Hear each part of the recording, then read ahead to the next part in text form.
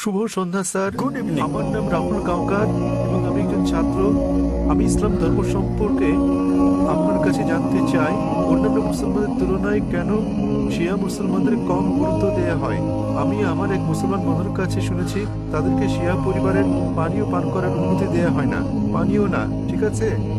আমি আসলে জানতে চাই, এও বলা হয়ে থাকে যে ইরাকে সাদ্দাম হোসেন যা করেছেন, তিনি রাসায়নিক গ্যাস প্রয়োগ করেছেন, তিনি শিয়াদের উপর নৃশংসতা চালিয়েছেন, যা দ্বিতীয় বিশ্বযুদ্ধের সময় ইহুদিদের উপর হিটলারের নির্যাতনের সঙ্গে তুলনীয়।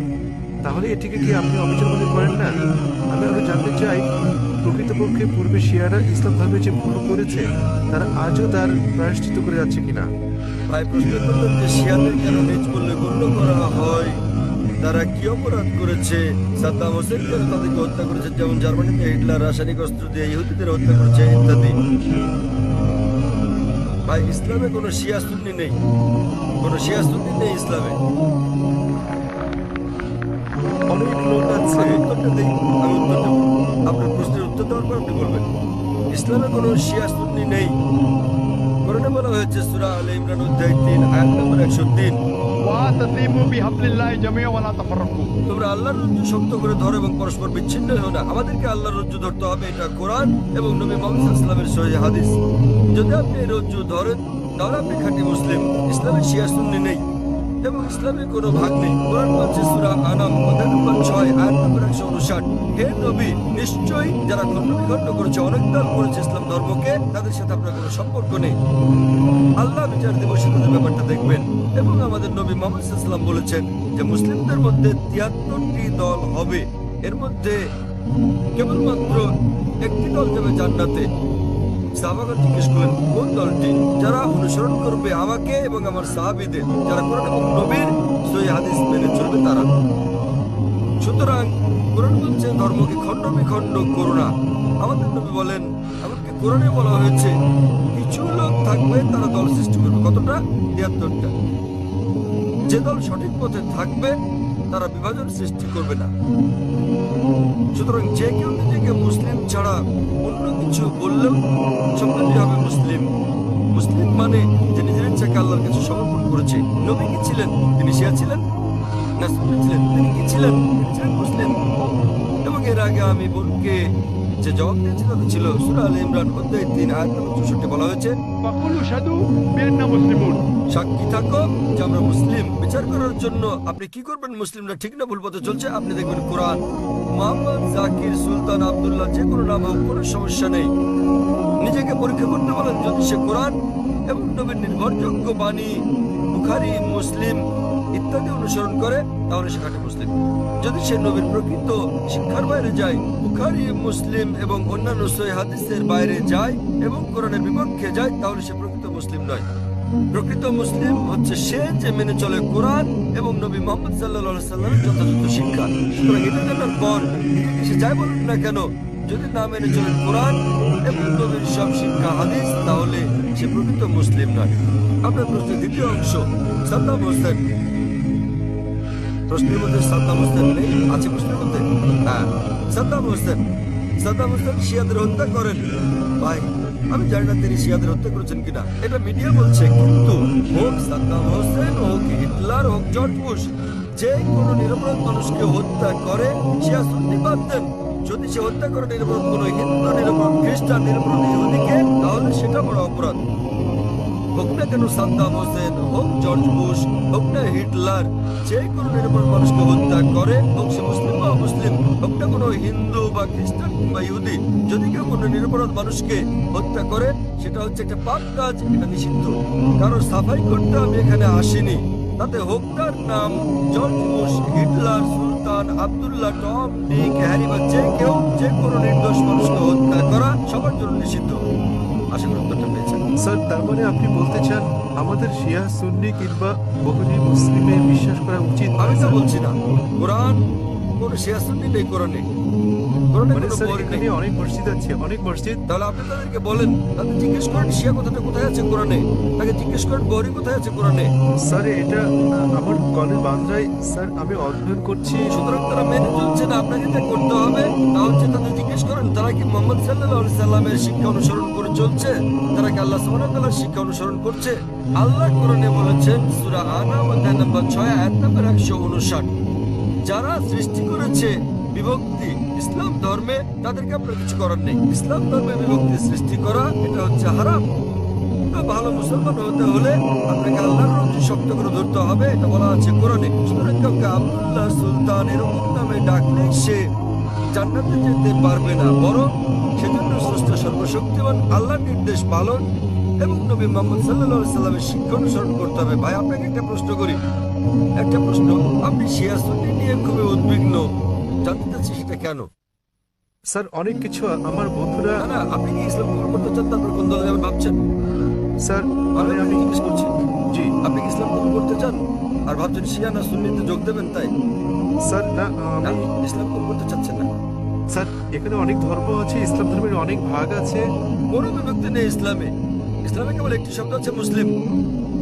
আপনাকে যে যাই বলুক, হ্যাঁ হ্যাঁ, আপনাকে তারা বলেনি যে কোরআন বলেছে। আমি আপনাকে রেফারেন্স দিচ্ছি, লোকটি আমাকে বলেছে তিনি সুন্নি, তিনি আমাকে বলেন তাকে সুন্নি হতে দিন, শিয়া হতে দিন, বহরি হতে দিন, যে কোনোটা, তাকে বলুন কোরআন বলছে বিভক্তি সৃষ্টি করো না। অধ্যায় নম্বর 6 লিখে রাখুন আপনি, এর অর্থ অধ্যায় নম্বর 6। স্যার এর অর্থ এগুলো সব হতাশাজনক। তিনি কোরআন মেনে চলছেন না। কোরআন বলছে সূরা আনাম অধ্যায় 6 আয়াত নম্বর 159, আপনি নোট করে রাখুন যে ডক্টর জাকির নায়েক বলেছেন সূরা আনাম অধ্যায় 6 আয়াত 159 আছে বিভক্তি সৃষ্টি করো না তোমরা।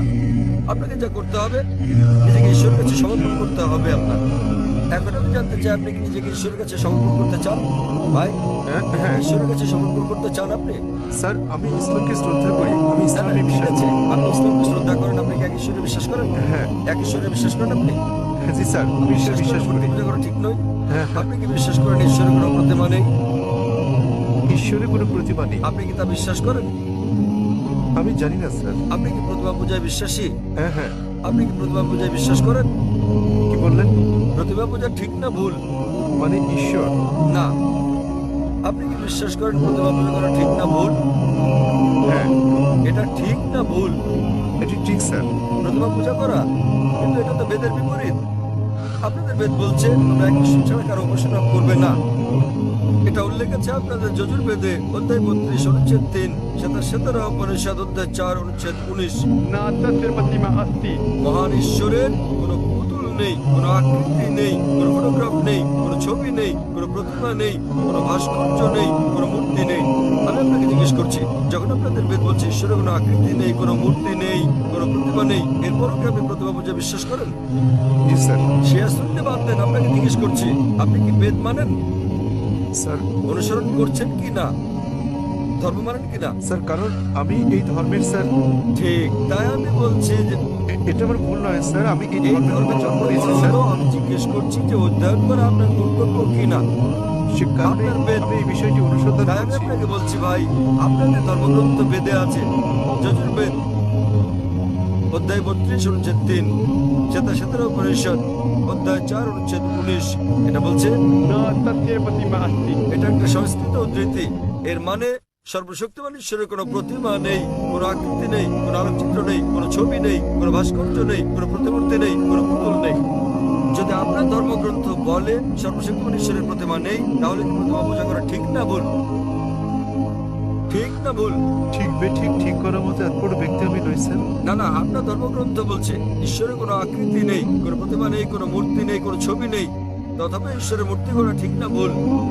কেন আমার পূর্ববর্তী ব্যক্তিগণ মানে আমার পূর্বসূরীরা কেন এই কাজ করেছে স্যার? স্যার আমি তাদের দোষ দিতে পারি না। আমার আমার পূর্বসূরীরা, আমার পূর্বে হিন্দু ধর্মের লোকেরা এটা করেছে স্যার। স্যার আমি তাদের দোষ দিতে আমি পারি না। হিন্দুদের প্রশ্ন করছি না, আমি আপনাকে জিজ্ঞেস করছি আপনার ধর্মগ্রন্থ, আপনার ধর্মের সবচেয়ে গ্রহণযোগ্য গ্রন্থ কোনটি? আপনি জানেন না? কি স্যার? আপনি কি জানেন আপনার ধর্মের সর্বশ্রেষ্ঠ গ্রন্থ কোনটি? স্যার এটা হচ্ছে বেদ। তাহলে আপনি দেখেন আমার ভিডিও ক্যাসেট ইসলাম ও হিন্দু ধর্মের সাদৃশ্য সমূহ। আমি অনুরোধ করছি ভলান্টিয়ারদের তাকে একটা ইসলাম ও হিন্দু ধর্মের সাদৃশ্য নামে ডিভিডি দেওয়ার জন্য। আপনার কোনো প্রশ্ন থাকলে আমার সঙ্গে সাক্ষাৎ করতে পারেন, ইনশাল্লাহ আপনার সন্দেহ দূর হবে। আর আমি আপনাকে অনুরোধ করব এটা পড়ুন, বুঝুন এবং সঠিক শান্তি খুঁজে নিন।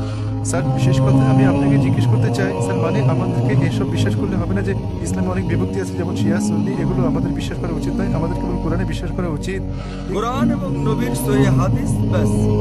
যে কোনো আলেম যাই বলুন, কোরআন বলছে সূরা নিসা অধ্যায় 4 আয়াত নম্বর 59, أطيعوا الله وأطيعوا الرسول। আল্লাহ ও তার রাসূলকে মানো এবং অতঃপর তোমাদের মধ্যে যারা আদেশ দানের কর্তৃত্বপ্রাপ্ত, যাদেরকে এই কাজের দায়িত্ব দেওয়া হয়েছে তাদের, অর্থাৎ আপনাকে আল্লাহ এবং সর্বশক্তিমান ঈশ্বর, তার রাসূল এবং জ্ঞানী ব্যক্তিদের মান্য করতে হবে। কিন্তু আয়াতটা এখানেই শেষ হয়নি। আরো বলা হয়েছে যদি তারা কোনো বিষয়ে একমত হতে না পারে তো আল্লাহ তার রাসূলের উপর ছেড়ে দাও। যদি কেউ আপনাকে কিছু বলে আপনি তা কোরআন এবং সহিহ হাদিস দিয়ে যাচাই করুন সেটা ঠিক না ভুল। এ কারণে যে কোনো আলেম যাই বলুন না কেন তার কোনো মূল্য নেই ইসলামে। স্যার সেখানে সে হচ্ছে আল্লাহ সর্বশক্তিমান ঈশ্বরের তার বার্তাবাহক। কোন আলেম কিছু বললে তা যদি কোরআন এবং সহিহ হাদিসের সঙ্গে মিলে তো আমরা গ্রহণ করি, আর যদি কোরআন হাদিসের বিপরীতে হয় তা প্রত্যাখ্যান করি। স্যার কোনো ব্যক্তি নিজেকে মুসলিম বলে দাবি করলে আপনি তাকে বলবেন قل هاتوا برهانكم প্রমাণ দাও إن كنتم صادقين। যদি সত্যবাদী হও। সে কারণেই যখন আমি প্রশ্নের উত্তর দেই আমি কোরআন এবং সহিহ হাদিসের রেফারেন্স দেই। যা আমি বলছি, যা ডক্টর জাকির নাইক বলছেন তা কিছুই নয় ইসলামে, কোনো মূল্য নেই তার। আমি যা বলি ইসলামে তার মূল্য হচ্ছে শূন্য। যা কোরআন বলছে, সর্বশক্তিমান ঈশ্বর বলছেন, যা আমাদের প্রিয় নবী মুহাম্মদ সাল্লাল্লাহু আলাইহি সাল্লাম বলছেন তা মূল্যবান। তাই আমি যা দিচ্ছি তা হচ্ছে রেফারেন্স। যারা জানেন না আমি তাদের রেফারেন্স দিচ্ছি। আমার উত্তরের ভিত্তি কোরআনের বিভিন্ন আয়াতের শিক্ষা, আমার জবাবের ভিত্তি নবীর বাণী, সহিহ বুখারী খণ্ড নাম্বার ইত্যাদি প্রমাণ হিসেবে। সুতরাং তারা যা বলেন তার মূল্য আছে, আমি যা বলি মূল্য নেই। আশা করি